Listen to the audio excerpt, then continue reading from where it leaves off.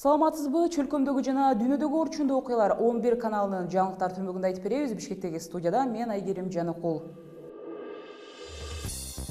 Өзбек чек-арасына жакын келген белгисиз адамдар боюнча окуя иликтенет. Кыргыз тарап окуяга кол кабыш кылуу үчүн расмий Ташкентке кайрылуу жолдоду. Аларда бир түнгө $200 төлөп берүүнү соодалашып аткан аудио боюнча Ички иштер министрлиги териштирүүнү баштамай болду. Буга чейинки интернетке күбөй жарандар түзгөн кайрымдуулук фондунун негиздөөчүлөрү кыргызстандык кыздарды соодалаган сүйлөшүүлөр тараган болчу. Ошондой эле жарандык активисттер профсоюз федерациясындагы паракорчулукту жоюуну талап кылышып митинг өткөрүштү. Аларда Сириядагы Идлиб шаарындагы калабадан көз жумгандардын саны өсүүдө. Толугураак бир нече мүнөттөрдөн соң.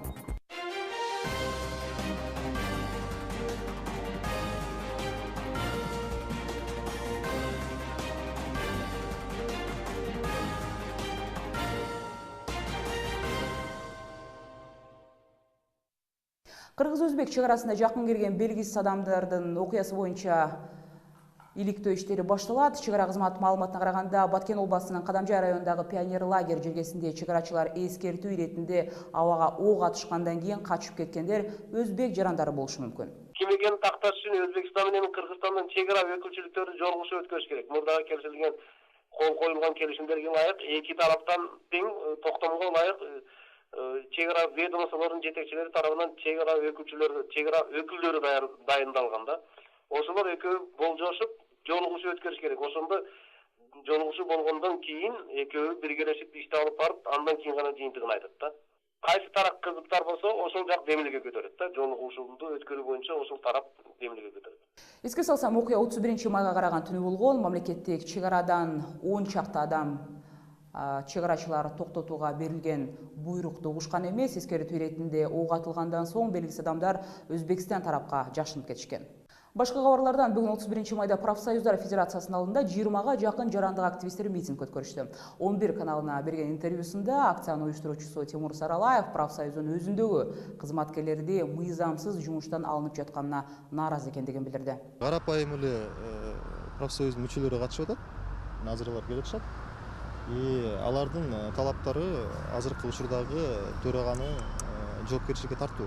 Бул биринчи иреттен укуктук жактан анын мыйзам бузуулары боюнча ал баягы кысым басымдарды көрсөтүп атканын айынан, андан тышкары ошол эле жанагы путевкаларды, жолдомолорду туура эмес бөлүштүрүп атат. Андан тышкары бул жерде эч кандай реформа болбой жатат.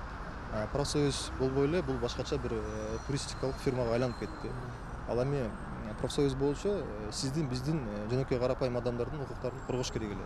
Анын ордуна биз тескеринче басым кылып аткандарды көрүп, байкап, сезип, өз жөнүбүз менен жүрөбүз да.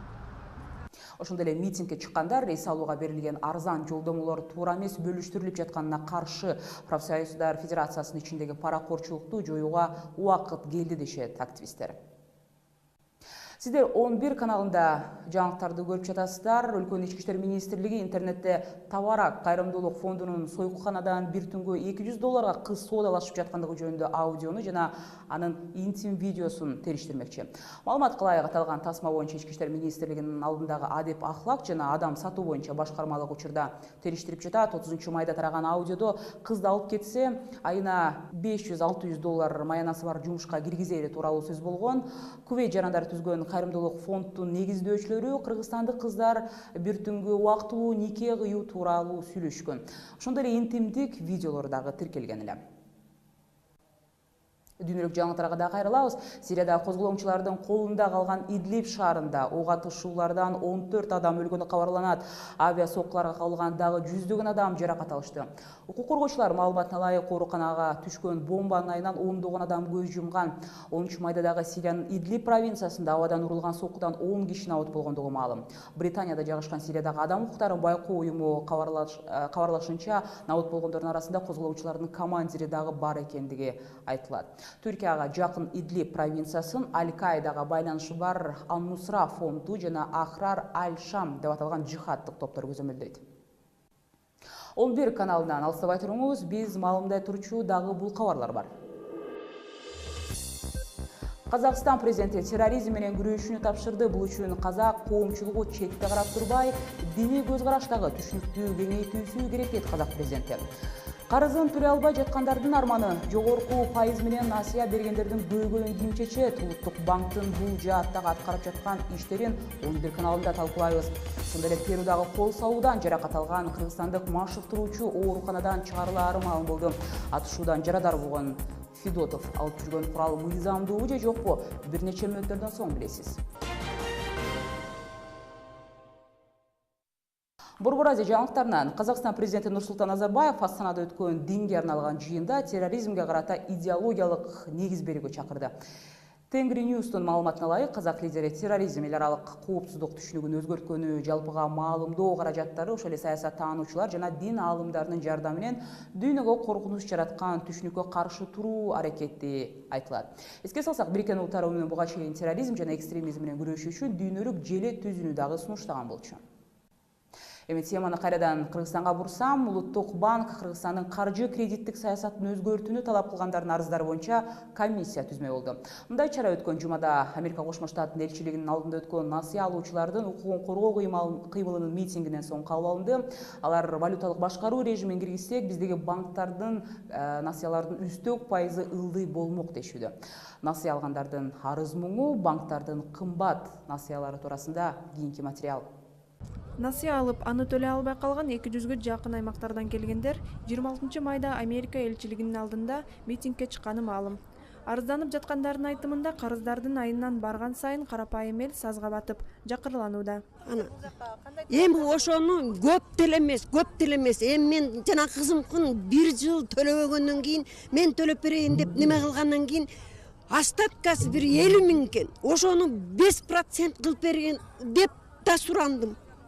Анан 5 000ден бир 20 000 эле төлөдүм, калган процент косуп салган 38%тен 40%. Ошон үчүн мен төлөй албай аябай кыйналып атам, мен үч жетимди даже бага албай атам, элдей кылып. Митинг катышуучулары чет өлкөдөн келген акчалар кыргыз элине колдоо иретинде берилип жаткан чакта АКШнын бейөкмөт мекемелери адам укуктарын бузуп жатканын белгилешет. Бирок адистер карызын төлөй албай бушайман болгондордун мындай талабына кошулбайт. Тактап айтканда, зайымчылар насыясын алгандан мурун мүмкүнчүлүгүн эске алуу менен мындай кадамга барышса болмок деген пикирде. Антпесе жүгүн арткан жол менен алар коркутуу жолдору менен улам нараазычылык акциясына чыга берүү адатка айланганы белгиленет. Эми бул деген ар бир өлкөдө баягы укуктук мамлекетте жашайбыз дегенде, келечекти курабыз дегенибизде албетте укуктун аткарылышын сакташ керек, көздөш керек. Албетте укуктун аткарылышы көздөлбөгөн соң иш болбойт эч качан. Ушул кредиттерди алган адамдар билген, алар деген окуган ушул келишимдерге кол койгон.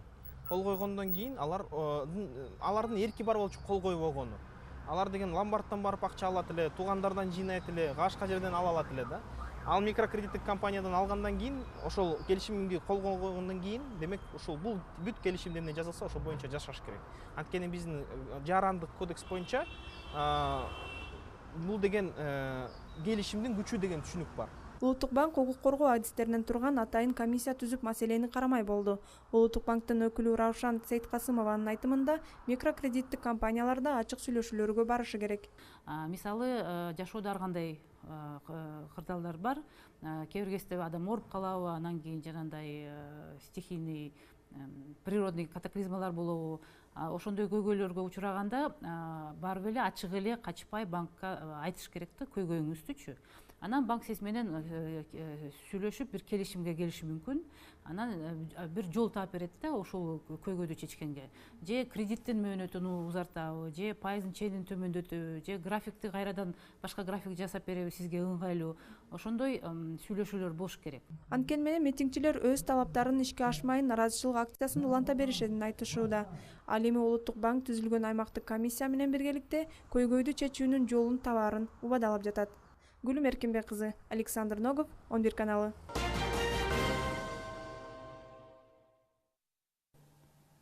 Теманылай, насыячылардын талабы жана өлкөдөгү чакан каржылоо ишканалардын ишмердүүлүгү туурасында 11 каналында талкуулайбыз. Таанышып алыңыздар, студияда экономист Кубан Чороев. Кубан мырза, саламатсызбы? Мына жакында эле АКШнын элчилигинин алдында банкта карыздары барлар митингге чогулушканда эмнеге Америка элчилигинин алдына келишти, алардын карызы кандайча тиешеси бар деген суроолор жаады. Чындап эле алардын алган акчаларынын кандай тиешеси бар? Бул туурасында сиз дагы кененирээк маалымат бере кетесизби? Бул эми негизи маселе мындай турат да, бизде Кыргызстанда микро каржылоо рыногунда 3 эң ири банк бар. Алар рыноктун 70%-тан көп пайызын түзөт. Мына ошол Байтүшүм компанион Финка деген 3 банк. Булар Америка Кошмо Штатында негизделген коммерциялык эмес уюмдардын банкы да, ошолор негизги акционерлери болуп эсептелет. Ал уюмдар Америкада да салыктардан бошотулган уюмдар. Ошондуктан ошондой эле ошол уюмдар дүйнөдөгү эң ири микро каржылоо саясатын колдогон фонддордон акча алышат. Бекер акча алышат, комиссиясы 1%-тан. Мына ошол ошондой жеңилдикте акчаларды алып, анан Кыргызстанда мындай 44-40%-тан элге берип, мындай таратып, ушундай саясат жүргүзүү, эксплуатация саясатына эл мындай каршы чыкты да. Кулай мырза, бирок ушул насыя бергендердин компаниялардын ишмердүүлүгү өлкөнүн башкы банкы көзөмөлгө алышы керек да, бул туурабы. Анан бул биринчиден, экинчиден болсо насыя алып карызын төлөй албай жаткандар биринчи эле жолу мындай нааразычылык билдирип жатышкан жок. Ушул эмне үчүн алардын жогорку пайыз менен бергенин башка ошол эле чакан компаниялардын ишмердүүлүгүн контролго алууга мүмкүн болбой жатат?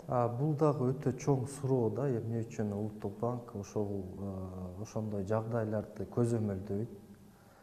Анткени ошол микрофинансы каражаттарын элге берип аткан ушул ири банктар дүйнөдөн ушу кедейчиликти жоёбуз деп аларга сөз берип, ошондой меморандумдарга кол коюп, анан алган акчаларды Кыргызстанда эмне үчүн мындай кымбат баада жана кедейликти жойбой эле, тескерисинче кедейлерди жакыр кылып атса, алардын укуктарын тепселеп атса, эмне үчүн Улуттук банк аны көзөмөлдөбөйт деген чоң суроо туулат да. Кандай дейсиз, кандайдыр бир механизм барбы ошол эле банктардын ошол аз пайыздык өлчөм менен акча беришин камсыздай турган? Бул жерде маселе мындай болуп атат да, бизде Кыргызстанда тилекке каршы мыйзамдардын бардыгы банктар тарапка жазылып калган. Ошол себептүү ушуга окшогон банктар тиги кредиттерин биздин Кыргызстандын кокту колотуна чейин элдин бардыгына таратканга мүмкүнчүлүк түзгөн да. Анткени мыйзам банк тарапта болгондуктан банктар элдин мүлкүн, үйлөрүн оңой эле сот аркылуу алып коет да. Ал эми батыштын мыйзамдары ушул адам тарапта, жаран тарапта болгондуктан батыштын банктары эч качан минтип каалагандай кредиттерин тарата бербейт да. Мисалы ошол банктар тоодо биздин айылдарда жайгашкан элдерге 70-80-ге чыккан пенсионерлерге, инвалидтерге чейин кредиттерин таратып атат да, мындайча айткандачы, ошондой чоң пайыз менен. Бул деген биздин мыйзамдардын кемчилиги ошондо болот да. Рахмат сизге, Кулай мырза. Насыясын төлөй албай кыйналган адамдардын абалы, ошол учурда майда барат кредит берген чакан компаниялардын ишмердүүлүгү туурасында Кубаныч Чороев менен баарлаштык. Берүүбүздү улантабыз. Перуда катышуудан жарадар болгон кыргызстандык машыктыруучу Павел Федотов 2 күндөн кийин ооруканадан чыгарылат. Маалыматтарга караганда, кыргызстандык тай боксчу Валентина Шевченконун машыктыруучусу жекшемби күнү кечинде кафеде тамак ичип отурган учурда куралчан топ адам аталган жайга кол салган. Окуянын жүрүшүндө уруулар ресторанга кирип тоноого аракет кылганда атышуу болуп, Федотов жаракат алган. Ошондой анын жанында мыйзамдуу алып жүргөн ок атуучу куралы болгон. Машыктыруучу ошол куралды колдонгондугу айтылат. Тай бокс боюнча дүйнөнүн көп жолку чемпиондору эжесиңди Антонина жана Валентина Шевченколар акыркы жылдары Түштүк Америкадагы Перуда машыгып жүргөндүгүн белгилей кетелик. Мына ушундай кабарлар бүгүнкү берүүбүздө жыйынтыктайт. Алдыда сиздерди аба ырайы тууралуу маалымат күтөт. А мен Айгерим Жаныкул сиздер менен коштошмокчумун. Кайрадан 11 каналынан амандашканча саламатта калыңыздар.